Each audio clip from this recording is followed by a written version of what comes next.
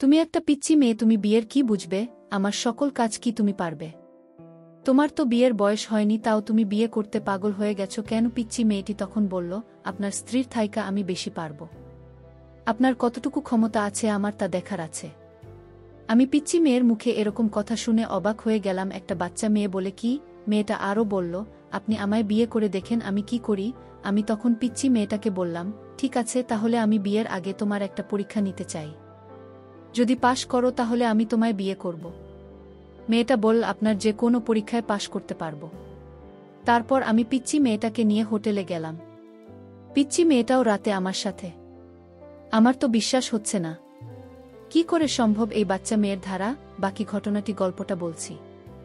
2 দিনের ছুটিতে বাসায় এসে হতভম্ব হয়ে বসে আছি আমি, যাকে খালাতো বোন নিজের বোন বলে জেনে এসেছি। ছোটবেলা থেকে সেই পিচি আমার সাথে আমার মা আমার বিয়ে ঠিক করেছে, আর বলছে বিয়ে না করলে সে নাকি মরে যাবে। ও আচ্ছা, আমার পরিচয়টা দেই। আমি মানিক, বিসিএসএ প্রশাসন ক্যাডারের সহকারী কমিশনার পদে সেই 23 জনের মধ্যে একজন। যেখানে সরকারি চাকরি মানেই সোনার হরিণ, সেখানে বিসিএস প্রাপ্তরা হল হীরার খনি না, এটা আমার মতামত নয়। আমি বিসিএস পাওয়ার আগেও যেমন সাধারণ ছিলাম, এখনও তাই আছি। তবে মানুষজনের ভাবসাব এ নিজেকে অসাধারণ ভাবতে হয় খানিকটা। সে যাক ভেবেছিলাম এবার মাকে হাসানোর জন্য রাজি করাব। কিন্তু যখনই আমি হাসার কথা তুললাম, সাথে সাথে মায়ের চেহারা আগুনের মতো জ্বলে উঠল। আমি এবারও তাকে আমার ডিসিশন দিলাম না, কেবল তার ডিসিশনের জন্য কিছুক্ষণ দাঁড়িয়ে রইলাম। কিন্তু তারপর মা যা বলল তা তো অসম্ভব। আমার পিচ্চি খালাতো বোনকে আমি বিয়ে করব কিনা সেটা নিয়ে আমার মাথা ব্যথা নেই। আমার মায়ের মাথা ব্যথা হলো একজন আকাশ পার হওয়া মেয়ের সাথে আমার বিয়ের কথা ভাবতে পারাটা মায়ের কাছে অসম্ভব বলে মনে হতো। হ্যাঁ, ওর সাথে সম্পর্কের প্রায় 9 বছর হতে চল। এই 9 বছরের মেয়েটা আমার অসীম অবহেলা, সেও আমাকে ভালোবেসেছে। আমি রাতের পর রাত তাকে বলেছি আমি পড়া শেষ করে কল দিচ্ছি, থাম। তারপর আমি পড়তে পড়তে ঘুমিয়েছি। সে তার মতন অপেক্ষায় থেকেছে আমার। এসব তো বলছি না শেষ করার পর এর গল্প, তার আগেও এমন অনেক ঘটনা আছে যা এই মেয়েটা মুখ বুঝেই হয়ে গেছে। কেবল এতটুকুই বিশ্বাস রেখে দিন শেষে আমি তার। সে বয়স বাড়িয়েছে। আমার জন্য তার বাবার শাসন, মায়ের রাগ, বেশ খানিক সম্বন্ধ। বয়স পার হয়ে যাওয়ার দোহায় কোনো সমস্যা দেখিয়ে সে আমাকে ধরে রাখতে চায়নি। বরং সবসময় আমি যেটা পারবো না বলছি, সে বলছে আমি জানি তুমি পারবে। মেয়েটা কিছু কারণে আমি উপেক্ষা করতে করতেও পারিনি। বহুবার তার কথা ভেবে তাকে বলেছি তুমি বিয়ে করে নাও। তার সেই এক কথা, বিয়ে করলে তোমাকে করব নয়তো না। এই কথাটা খানিকটা স্বস্তি দিত আমাকে। আজকাল সে আমার উপেক্ষা সহ্য করে অবহেলা মেনে নেয়। যেতে চাইলে আটকায় না, করোনা ধরলে আর পরে কল দেয় না। নয়তো বছর অপেক্ষা করতে করতে মেয়েটার অপেক্ষা করার মতো কঠিন একটা রোগ হয়ে গেছে বোধ হয়। আমি জানি মেয়েটা কষ্ট পায়, রাতভর কাঁদে, সমাজের সব কথা, বাড়ি থেকে বিয়ের চাপ, সবটা হাসি মুখে মেনে নিয়ে মেয়েটা খুব ক্লান্তি বোধ করে।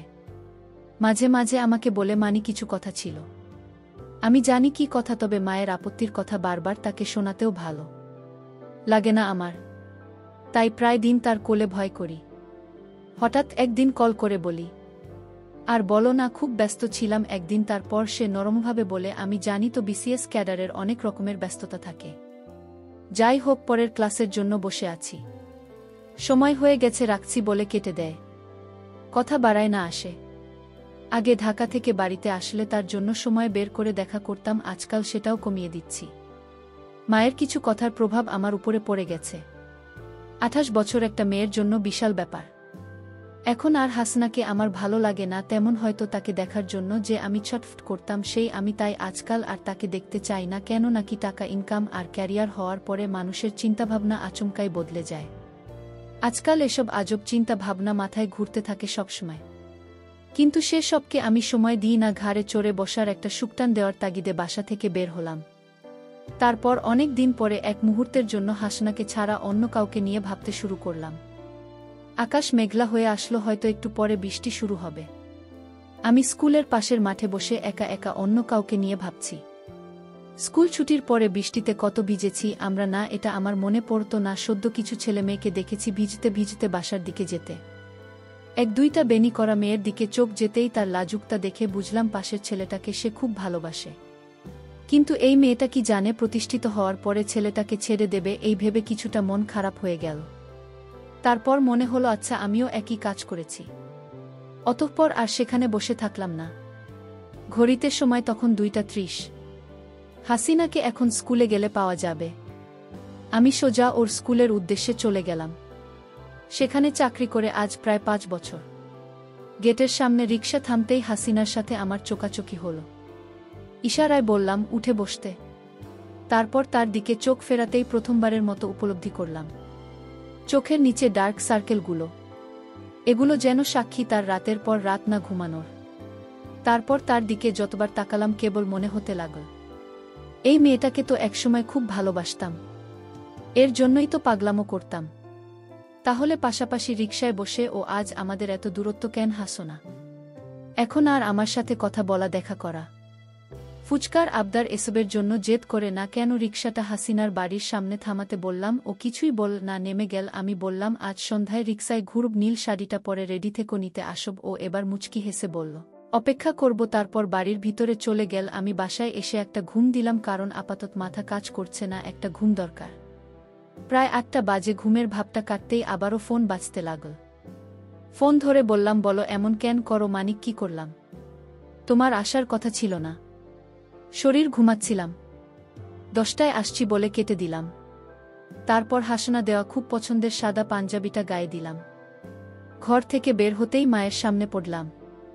তারপর মা বলল ফকিরের বাচ্চা, এত কাপড় থাকতেই ফালতু মেয়ে দেওয়া পাঞ্জাবিটাই তোর গায়ে দেওয়া লাগবে কেন? কোথায় যাওয়া হবে না? তোর বাসায় মানুষ আসবে, একটু পরে বের হচ্ছি না। টেবিলে প্লেট রাখতে রাখতে এসব বলল মা। আমি বললাম বড় আপা আসবে নাকি? মা বলল তোর আসবে, তোর তো ছুটি নাই, তাই আজকে রাতে বিয়ের সবটা করে নিতে চায়। আমি অবাক হলাম, তবে কিছু বললাম না। আবার রুমে এসে কিছুক্ষণ বসে থাকলাম। তারপর হাসিনাকে কল দিয়ে বললাম নিয়ে বের হব, আর তোমার ভোটার আইডিটা একটু দরকার আছে, নিয়ে এসো মনে করে। ও বিশেষ কিছু জানতে চাইল না, বলল আচ্ছা। তারপর আমি এখন ওকে নিয়ে কাজী অফিসে বসে আছি। কাগজপাতি ঠিক হলেই আমরা বিয়ে করব। হাসিনার চোখের চেয়ে বেশি ঝলকানি, আর যেন একটু বেশি সুন্দর লাগছে, একদম হুদার চেয়েও বেশি সুন্দরী।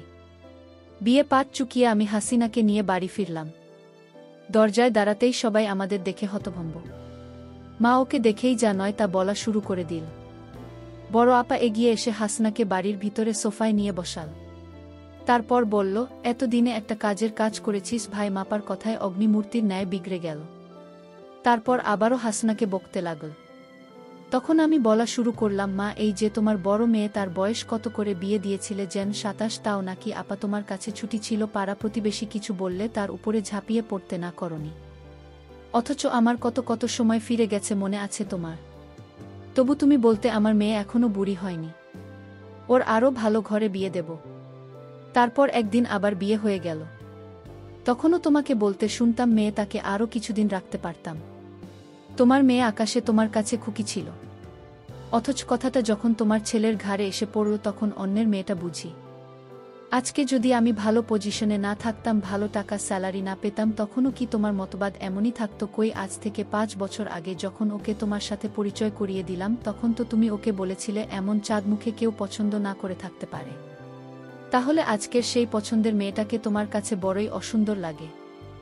সেই মুখেই আজ কেন বয়সের ছাপ পড়ছে বলে লাগে? কারণ আজ তোমার ছেলে প্রতিষ্ঠিত, নাকি তুমি কয়েক হাজার টাকার মুখ বেশি দেখছো বলে? বেশি কিছু চাইনি মা, মেয়েটা আমার জন্য অনেক কিছু হয়েছে। একজন মেয়ের বিয়ের বয়স 18 পেরোতেই হয়ে যায়, সেখানে মেয়েটা আমার এত অবহেলা, অবজ্ঞা, উপেক্ষা সয়ে থেকে গেছে। শুধু আমার নয়, তোমার মতন অনেকের কাছেই তাকে শুনতে হয়েছে। এমনকি সেই তালিকায় তার পরিবারও রয়ে যায়। ওকে আমার জন্য মেনে নিও না মা, মন থেকে মেনে নাও, নয়তো এই সাংসারিক আগুনে আমরা সবাই পুড়ে যাব। মেয়েটা অনেক স্বপ্ন নিয়ে ঘর ছেড়েছে। মা মেনে নাও বলে পায়ে বসে গেলাম। আমার দেখাদেখি হাসনা এসে মায়ের পায়ের কাছে বসে পড়ল। মা কিছুক্ষণ চুপচাপ দাঁড়িয়ে থেকে আমাকে বলল খালাদের খাইয়ে দিতে, তারপর সে তার রুমে চলে গেল। আমরা আরও কিছুক্ষণ ওভাবে বসে থেকে নিজেদের দিকে হতবাক হয়ে তাকিয়ে রইলাম। প্রায় 6 মাস কেটে গেছে বিয়ের এখন, আর আমি হাসিনাকে অবহেলা করি না। হাসিনা আবারও আগের মতো বুক দিয়ে দিনভরের গল্প শোনায়। মা কি বল, কি করল? আমি প্রায় বলি ঢাকায় আসল সংসার করি। তার এক কথা, আমার সংসার ফেলে যাওয়ার জো আছে। মা একটু ১৯-২০ হলেই হাসিনা মা কই গেলি বলে বাড়ি মাথায় তুলে রাখে, তেল চুন পান সব কিছুতেই আমি। তাহলে বলো, এমন সংসার ছেড়ে কোথাও যাওয়া যায়? আমি কেবল হাসি আর ভাবি এই মেয়েটাকে। সকালে আমি যে নিজেই ঠকে যেতাম। তার কিছুদিন পর আমার খালা বাড়িতে এসে জোরে জোরে চিল্লাতে লাগল আর বলতে লাগলো, আমার মেয়ের সাথে বিয়ের কথা ছিল, আর আজ তোমার ছেলে একটা বুড়ি মেয়েকে বিয়ে করে এনেছে। এ আমি কিছুতেই মেনে নিতে পারি না। আমার মেয়ে কি কম সুন্দর নাকি? এবার লেখাপড়ায় 2 পয়েন্ট পেয়েছে, হয়তো তার বয়স কম দেখায়। বাচ্চা মেয়ে তো কি হয়েছে, এর চাইতে কম বয়সী মেয়েরা কি সংসার করছে না?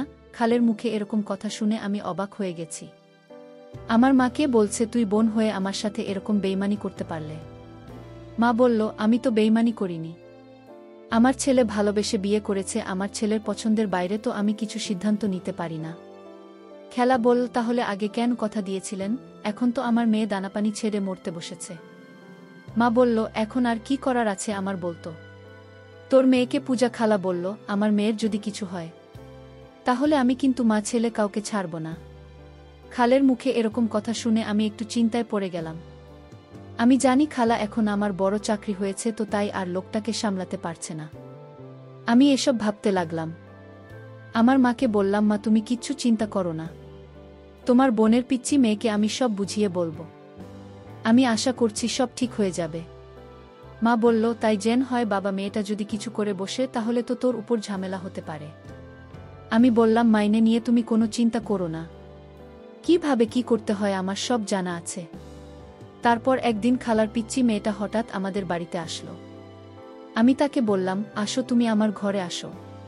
পিচ্চি মেয়েটাই আমার রুমে আসলো। আমি তাকে বসতে বললাম, দেখলাম মেয়েটা কাছে। আমি বললাম, এই মেয়ে তুমি কাঁদছো কেন? মেয়েটা বলল, আমি আপনাকে ভালোবাসি। তাই আমি বললাম, তোমার কি ভালোবাসার বয়স হয়েছে? আর তোমার বিয়ের বয়স হয়নি, এখনই বিয়ের জন্য এত পাগল হয়েছ কেন? পিচ্চি মেয়েটা বলল, আপনার স্ত্রীর চাইতে আমি আপনাকে বেশি সময় দিতে পারব। আমার বয়স কম হলেও বিয়ের সকল কার্যক্রম চালিয়ে যেতে পারব।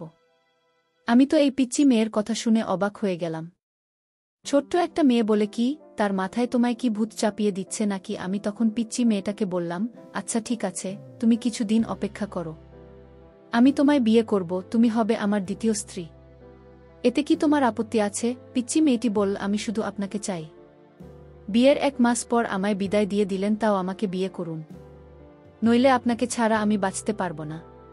পিচ্চি মেয়ে এসব কি বলে 1 মাস পর চলে যাবে? তাও তাকে বিয়ে করতে হবে? আমি তো কিছুই বুঝছি না। মেয়েটির মাথায় কি সমস্যা আছে নাকি? আমি মেয়েটাকে বললাম, তোমার 1 মাস হলেও চলবে, আর তুমি কিন্তু ছোট, তুমি আমার সকল চাওয়া পূরণ করতে পারবে কি? পিচ্চি মেয়েটা বলল, একবার আপনার দায়িত্ব দিয়ে দেখেন আমি পারি কিনা। মেয়েটির প্রত্যেকটা কথা আমার কাছে অদ্ভুত বলে মনে হচ্ছে। দিচ্ছি মেয়ের মুখে এসব কথা মানায়। আমি বললাম, ঠিক আছে, আমি তোমাকে পরীক্ষা করতে চাই। মেয়েটা বল, কি পরীক্ষা করবেন? আমি বললাম, আমি যে তোমাকে বিয়ে করব সেটা আপাতত আমার স্ত্রীকে জানানো যাবে না। বিয়ে হয়ে গেলে পরে জানলে কোনো সমস্যা নাই, কিন্তু আগে যদি তুমি আমার পরীক্ষায় পাশ করতে পারো তাহলে আমি তোমাকে বিয়ে করতে পারব। মেয়েটি বলল, কি পরীক্ষা? আপনি যে পরীক্ষা দেবেন সেই পরীক্ষায় পাশ করতে পারব। আমি বললাম, তাহলে তো আমার সাথে একদিন দূরে কোথাও যেতে হবে। সে বলল, আপনি জেনে বলবেন সেখানেই যাব। আমি বললাম, তাহলে তোমায় নিয়ে পটুয়াখালী যাব ঘুরতে। সে খুশি হয়ে বলল, ঠিক আছে। আমি পরের দিন তাকে পটুয়াখালী ঘুরতে নিয়ে গেলাম। তারপর রাত হল, আমরা একটা হোটেলে উঠলাম। তারপর আমি বললাম, আজ রাতে তোমার পরীক্ষাটা নিবে। আমি বললাম, আচ্ছা তুমি আমায় সত্য করে বলো তো, তুমি কি কাউকে ভালোবাসো? সে বলল, বাসি আপনাকে। আমি বললাম, এটা মিথ্যা, তুমি অন্য একটা ছেলেকে ভালোবাস, তাই না? সে বলল, না, আমি আপনাকে ছাড়া কাউকে ভালোবাসি না। তারপর যে ছেলেটি তাকে পাগলের মতো ভালোবাসত সেই ছেলেটিকে আমি ডাক দিলাম, দিদার তুমি আসো তো।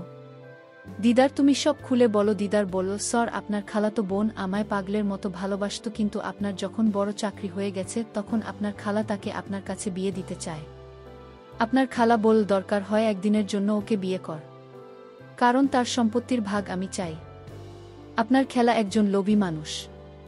আমি তখন পিচ্চি মেয়েটাকে বললাম, এসব কি বলেছে ছেলেটি? পিচ্চি মেয়েটি বলল, আমার কোনো দোষ নাই, সকল দোষ আমার মায়ের, কারণ আমি মায়ের পরামর্শে আমি আপনার সাথে বিয়ের নাটক করতে বাধ্য হয়েছি। আপনি আমাকে ক্ষমা করে দেন। আমি দিচ্ছি মেয়েটাকে বললাম আমি তোমায় মাফ করতে পারি। তবে আমি তোমাকে 2 বিঘা জমি তোমার নামে বিক্রি করে দিলাম। আর সেই টাকাটা দিয়ে তোমরা দুজন বিয়ে করে সুখে থাকো। আমি বুঝি ভালো স্যার। কি মর্ম! পিচ্চি মেয়েটি বলল, আপনি আমাকে ক্ষমা করে দেন। প্রিয় বন্ধুরা, গল্পটি ভালো লাগলে অবশ্যই কমেন্ট করে জানাবেন। আর নিয়মিত এমন আলাদা স্বাদের গল্প শুনতে ভিডিওটিতে লাইক এবং চ্যানেলটিকে সাবস্ক্রাইব করে সাথেই থাকুন। আর হ্যাঁ, নোটিফিকেশন বেলটি অল করে রাখবেন, যাতে পরবর্তী গল্প সবার প্রথমে আপনাদের কাছে পৌঁছে যায়। ধন্যবাদ বন্ধুরা, ধন্যবাদ সবাইকে।